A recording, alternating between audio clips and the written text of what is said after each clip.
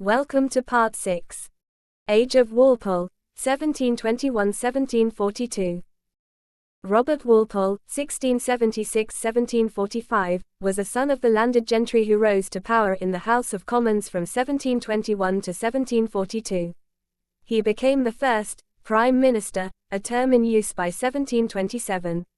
In 1742, he was created Earl of Orford and was succeeded as Prime Minister by two of his followers, Henry Pelham, 1743–1754, and Pelham's brother the Duke of Newcastle, 1754–1762. Clayton Roberts summarizes Walpole's new functions. Corporate stock was a new phenomenon, not well understood, except for the strong gossip among financiers that fortunes could be made overnight. The South Sea Company, although originally set up to trade with the Spanish Empire, quickly turned most of its attention to very high-risk financing, involving £30 million, some 60% of the entire British national debt. It set up a scheme that invited stock owners to turn in their certificates for stock in the company at a par value of £100. The idea was that they would profit by the rising price of their stock.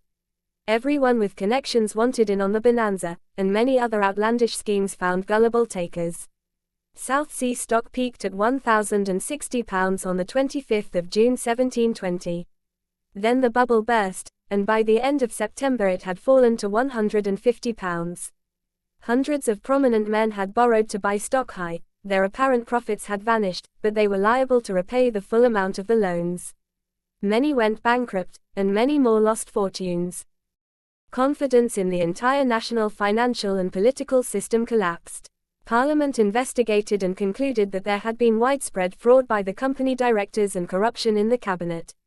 Among cabinet members implicated were the Chancellor of the Exchequer, the Postmaster General, and a Secretary of State, as well as two other leading men, Lord Stanhope and Lord Sunderland. Walpole had dabbled in the speculation himself but was not a major player. He rose to the challenge, as the new First Lord of the Treasury, of resolving the financial and political disaster. The economy was basically healthy, and the panic ended. Working with the financiers, he successfully restored confidence in the system. However, public opinion, as shaped by the many prominent men who had lost so much money so quickly, demanded revenge. Walpole supervised the process, which removed all 33 company directors and stripped them of, on average, 82% of their wealth. The money went to the victims. The government bought the stock of the South Sea Company for £33 and sold it to the Bank of England and the East India Company, the only other two corporations big enough to handle the challenge. Walpole made sure that King George and his mistresses were not embarrassed, and by the margin of 3 votes he saved several key government officials from impeachment. Stanhope and Sunderland died of natural causes, leaving Walpole alone as the dominant figure in British politics. The public hailed him as the savior of the financial system, and historians credit him with rescuing the Whig government, and indeed the Hanoverian dynasty, from total disgrace, patronage and corruption. Walpole was a master of the effective use of patronage, as were Pelham and Lord Newcastle. They each paid close attention to the work of bestowing upon the political allies high places, lifetime pensions, honors, lucrative government contracts, and help at election time. In turn, the Friends enabled them to control Parliament.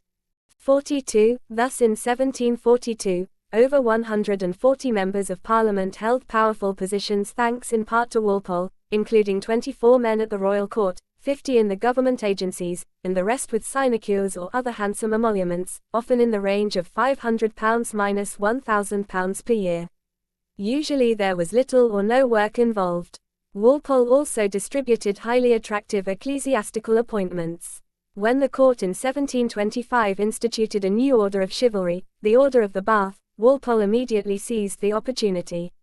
He made sure that most of the 36 men honored were peers and members of Parliament who would provide him with useful connections.